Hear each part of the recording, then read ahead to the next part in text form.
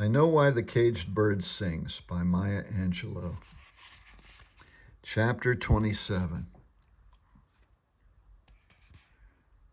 In the early months of World War II, San Francisco's Fillmore District, or the Western Addition, experienced a visible revolution. On the surface, it appeared totally peaceful and almost a refutation of the term revolution. The Yakamoto Seafood Market quietly became Sammy's Shoe Shine Parlor and Smoke Shop. Yashigira's Hardware metamorphosized into Le Salon de Beauté, owned by Miss Claudia Jackson.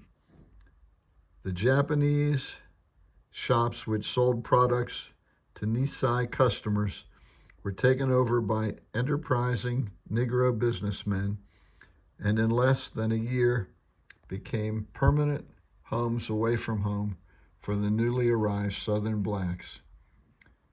When the odors of tempura, raw fish, and cha had dominated, the aroma of chitlins, greens, and ham hocks now prevailed. The Asian population dwindled before my eyes. I was unable to tell the Japanese from the Chinese, and as yet found no difference in the national origin of such sounds as Ching and Chan or Moto and Kano. As the Japanese disappeared soundlessly and without protest, the Negroes entered with their loud jukeboxes and their just-released animosities and relief of escape from Southern bonds. The Japanese area became San Francisco's Harlem in a matter of months. A person unaware of all the factors that make up oppression might have expected sympathy or even support from the Negro newcomers to the dislodged Japanese, especially in view of the fact that they, the blacks, had themselves undergone concentration camp living for centuries in slavery's plantations and later in sharecroppers' cabins. But the sensations of common relationship were missing. The black newcomer had been recruited on the desiccated farmlands of Georgia and Mississippi by war plant labor scouts. The chance to live in 2- or 3-story apartment buildings, which became instant slums, and to earn 2- and even 3-figure weekly checks was blinding. For the first time, he could think of himself as a boss, a spender. He was able to pay other people to work for him, i.e. the dry cleaners, taxi drivers, waitresses, etc. The shipyards and ammunition plants, brought to booming life by the war, let him know that he was needed and even appreciated, a completely alien yet very pleasant position for him to experience. Who could expect this man to share his new and dizzying importance with concern for a race that he had never known to exist? Another reason for his indifference to the Japanese removal was more subtle, but was more profoundly felt. The Japanese were not white folks. Their eyes, language, and customs belied the white skin and proved to their dark successors that since they didn't have to be feared, neither did they have to be considered. All this was decided unconsciously. No member of my family and none of the family friends ever mentioned the absent Japanese. It was as if they had never owned or lived in the homes we inhabited.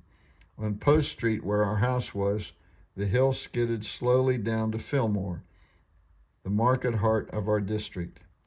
In the 2 short blocks before it reached its destination, the street housed 2 day and night restaurants, 2 pool halls, 4 Chinese restaurants, 2 gambling houses, plus diners, shoe shine shops, beauty salons, barber shops, and at least 4 churches. To fully grasp the never-ending activity in San Francisco's Negro neighborhood during the war, one need only know that the 2 blocks described were side streets that were duplicated many times over the 8 to 10 square block area.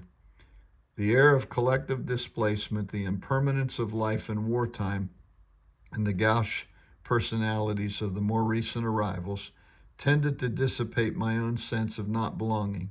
In San Francisco, for the first time, I perceived myself as part of something. Not that I identified with the newcomers, nor the rare black descendants of native San Francisco, nor with the whites or even the Asians, but rather with the times and the city. I understood the arrogance of the young sailors who marched the streets in marauding gangs, approaching every girl as if she were at best a prostitute and at worst an Axis agent bent on making the USA lose the war.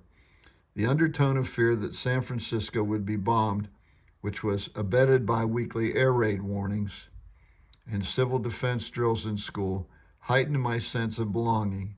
Hadn't I always, but ever and ever, thought that life was just one great risk for the living?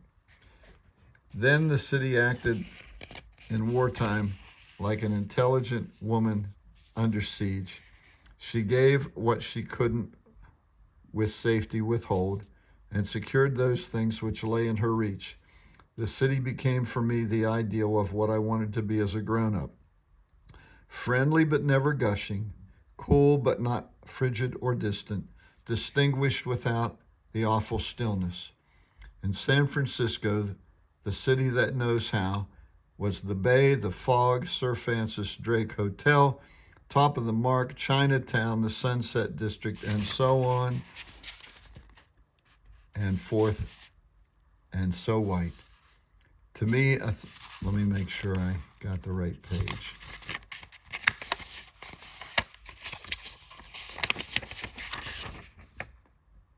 And so forth, and so white. To me, a 13-year-old black girl, stalled by the South and Southern black lifestyle, the city was a state of beauty and a state of freedom. The fog wasn't simply the steamy vapors off the bay, caught and penned in by the hills, but a soft breath of anonymity that shrouded and cushioned the bashful traveler. I became dauntless and free of fears, intoxicated by the physical fact of San Francisco. Safe in my protecting arrogance, I was certain that no one loved her as impartially as I. I walked around the Mark Hopkins and gazed at the top of the Mark, but, maybe sour grapes, was more impressed by the view of Oakland from the hill than by the tiered buildings or its fur-draped visitors. For weeks after the city and I came to terms about my belonging, I haunted the points of interest and found them empty and un-San Francisco. The Navy officers with their well-dressed wives and clean white babies inhabited another time-space dimension than I. The well-kept old women in chauffeured cars and blonde girls in buckskin shoes and cashmere sweaters might have been San Franciscans, but they were at most gilt on the fame of my portrait of the city. Pride and prejudice stalked in tandem the beautiful hills. Native San Francisco, possessive of the city, had to cope with an influx, not of all odd, respectful tourists, but of raucous, unsophisticated provincials. They were also forced to live with skin-deep guilt brought on by the treatment of their former Nisei schoolmates. Southern white illiterates brought their biases intact to the west from the hills of Arkansas and the swamps of Georgia. The black ex-farmers had not left their distrust and fear of whites, which history had taught them in distressful lessons. These two groups were obliged to work side by side in the war plants, and their animosities festered and opened like boils in the face of the city. San Francisco would have sworn on the Golden Gate Bridge that racism was missing from the heart of their air-conditioned city, but they would have been sadly mistaken. The story went the rounds about a San Franciscan white matron who refused to sit beside a Negro civilian on the streetcar, even after he had made room for her on the seat. Her explanation was she would not sit beside a draft dodger who was a Negro as well. She added that the least he could do was fight for his country, the way her son was fighting on Iwo Jima. And that's a little confusing because that's clearly at the end of the war. The story said that the man pulled his body away from the window to show an armless sleeve. He said quietly and with great dignity, "Then ask your son to look around for my arm, which I left over there."